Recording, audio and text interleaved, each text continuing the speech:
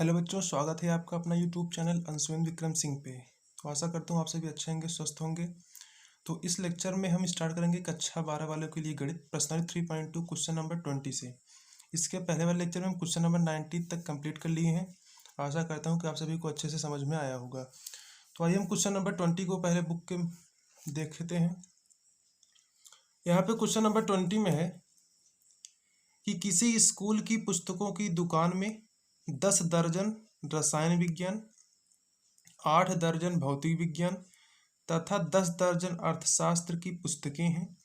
इन पुस्तकों का विक्रय मूल्य क्रमशः 80 रुपया, 60 रुपया और 40 रुपया प्रति पुस्तक है।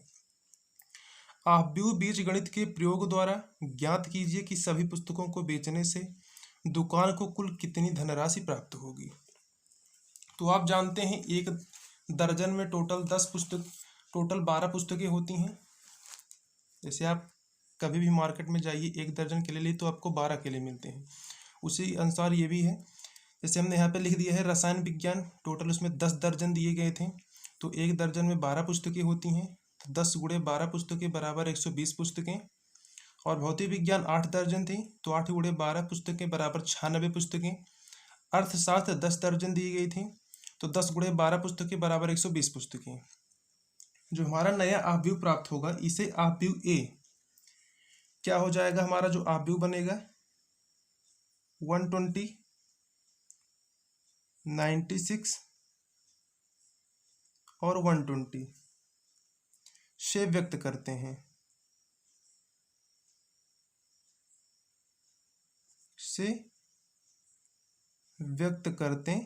हैं, अर्थात जो हमारा आव्यूह ए प्राप्त हुआ 120, 96, 120 प्राप्त हुआ। अब देखिए हमने यहाँ पे इसका विक्रय मूल्य लिखा है। क्या लिखा है? विक्रय मूल्य। रसायन विज्ञान, भौतिक विज्ञान तथा अर्थशास्त्र की प्रत्येक पुस्तक का जो विक्रय मूल्य है ₹80, ₹60 तथा ₹40 है। तो इसे आव्यूह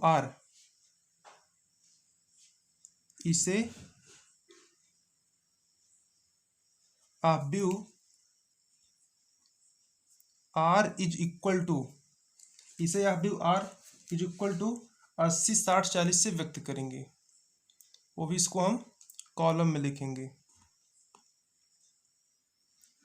80, 60, 40। अर्थात हमारा आव्यूह आर पता चल गया और ए पता चल गया। तो हमें कुल धनराशि निकालनी है।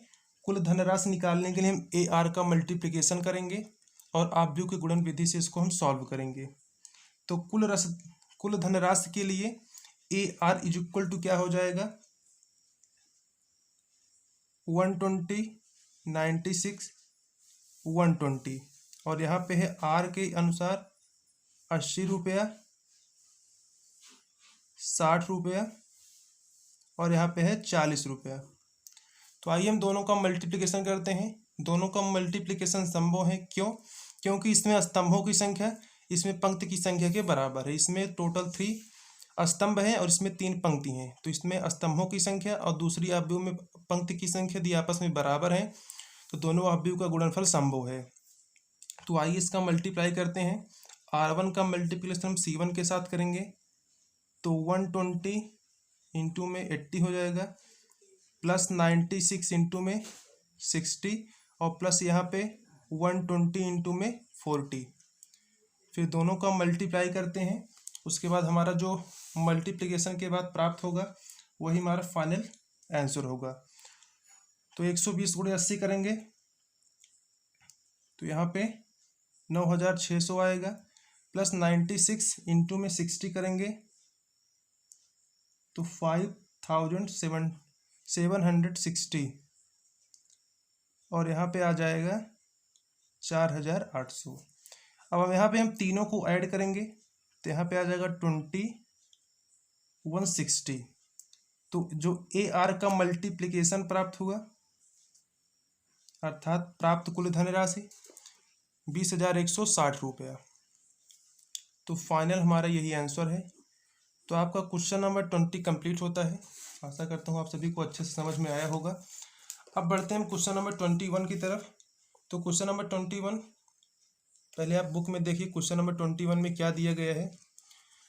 क्वेश्चन नंबर 21 से पहले यहाँ पे दिया है कि मान लीजिए एक्स वाई जेड डब्ल्यू तथा पी क्रमशः 2 क्रॉस एन, 3 क्रॉस के, 2 क्रॉस पी, एन क्रॉस 3 तथा पी क्रॉस के कोटियों के आव्यूह हैं। अर्थात जो हमारा यक्स आव्यूह है वह 2 क्रॉस एन आव्यूह का एक पंक्ति है, और जो वाई है वह हमारा 3 क्रॉस के का आव्यूह है, जेड जो है वह 2 क्रॉस पी का है और डब्ल्यू एन क्रॉस 3 का, और जो हमारा पी है वह पी क्रॉस के कोटि के आव्यूह है। नीचे दिए गए प्रश्न संख्या 21 तथा 22 में सही उत्तर चुनिए।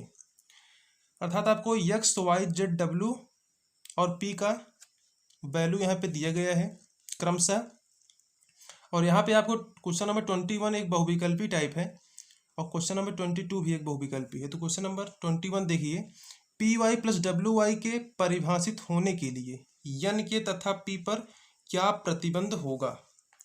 तो आइए इसको हम निकालते हैं कि क्या प्रतिबंध होगा। तो आपको एक्स वाई जेड डब्ल्यू और पी के वैल्यू को आपको लिख लेना है। तो आइए हम क्वेश्चन नंबर 21 को सॉल्व करते हैं। क्वेश्चन नंबर 21 आपको दिया गया है P Y plus W Y.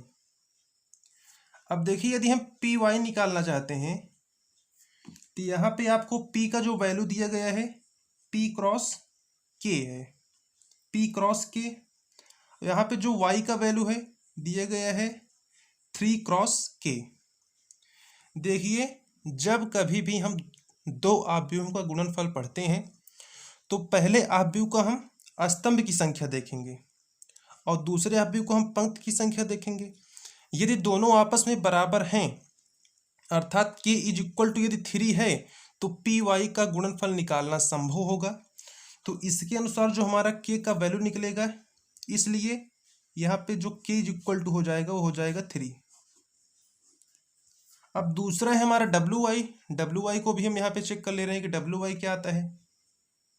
W Y, अब यहाँ पे डब्ल्यू का वैल्यू दिया है n क्रॉस 3, बुक में एक वैल्यू दिया गया है n क्रॉस 3 अनुपात, अब वाई का वैल्यू है 3 क्रॉस के। अब देखिए इसमें स्तंभ की संख्या 3 है, इसमें पंक्ति की संख्या 3 है, दोनों आपस में इक्वल हैं। तो हमारा जो नया आव्यूह प्राप्त होगा वो होगा n क्रॉस के। क्या प्राप्त होगा? n क्रॉस के।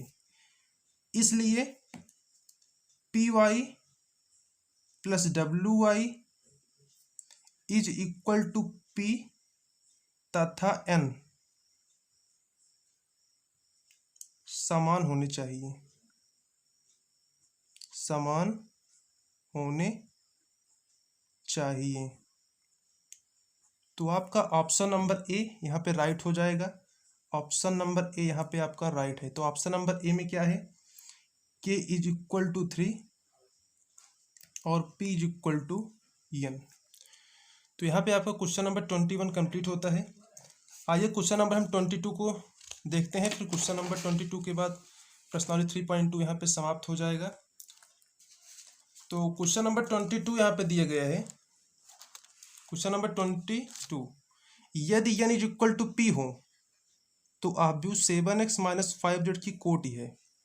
यहाँ पे आपको टोटल 4 ऑप्शन दिए गए, इनमें से एक राइट है, आपको उसी पर टिक करना है। यहाँ पे आपको n is equal to P के दिया गया है और पूछा जा रहा है कि 7x माइनस 5z की कोटि क्या होगी। आपको x का पता है कि किस क्रम का है, 2 क्रॉस n का, और z भी पता है 2 क्रॉस p। तो आइए यहाँ पे हम कुछ लिखते हैं थ्योरी टाइप में कि आव्यूह, ये आपका क्वेश्चन नंबर 21 है, क्वेश्चन नंबर 22। यहाँ पे आप लिखिए कि आव्यूह 7x माइनस 5z, आव्यूह 7x माइनस 5z परिभाषित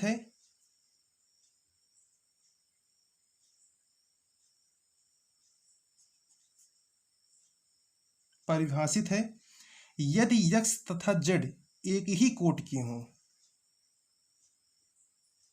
यदि x तथा z एक ही कोटि के हों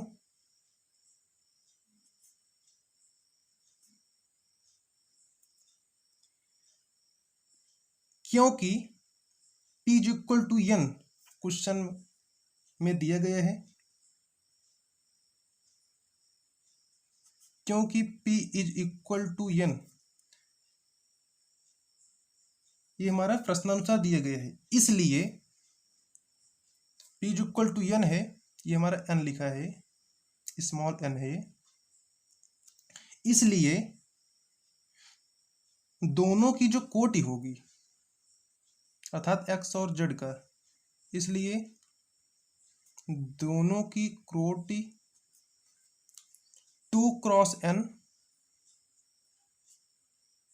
या 2 क्रॉस p है। तो आपको क्वेश्चन नंबर 22 में बस इतना ही थ्योरी लिखना है, उसके बाद आपको लिखना है कि दोनों की कोटि 2 क्रॉस n या 2 क्रॉस p होगा। अब देखिए इसमें 2 क्रॉस n मैच कर रहा है कि 2 क्रॉस p ऑप्शन में, तो देखिए यहाँ पे ऑप्शन में 2 क्रॉस n दिया गया है, तो क्वेश्चन नंबर 22 का ऑप्शन नंबर बी यहाँ पे हो जाएगा। तो ये फाइनल क्वेश्चन था एक्सरसाइज 3.2 का। तो आने वाली नेक्स्ट वीडियो में क्वेश्चन नंबर 1 से स्टार्ट करेंगे, प्रश्नावली 3.3 के। Thank you for watching this video, have a great day.